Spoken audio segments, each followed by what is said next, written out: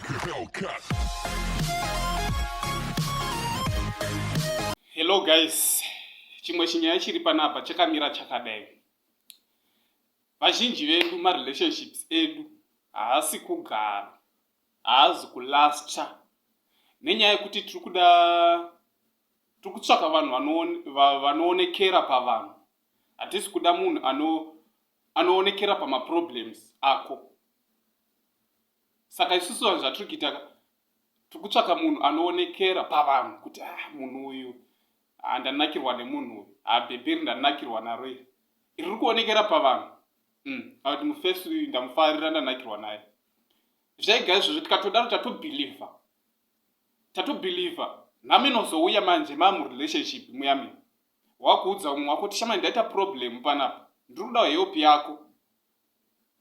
Ipapo ndopanotangira ma1 ese, because iwe uchitsvaka munhu wako wakatsvaka munhu anoonekera pavanhu, hauna kutsvaka munhu anoonekera pamaproblems.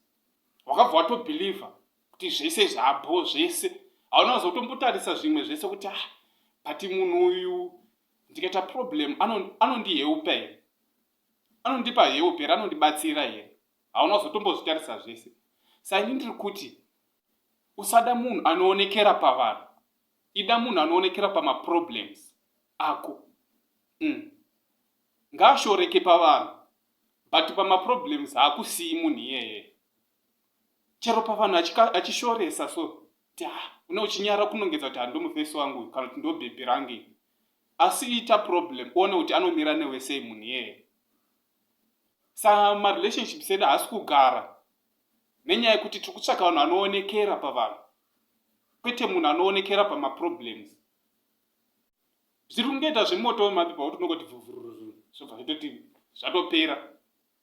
Saka guys, try your best kutsvaka munhu anoonekera pamaproblems ako, anomira newewe, pane kutsvaka munhu anoonekera pavanhu asina chanokubatsira nacho.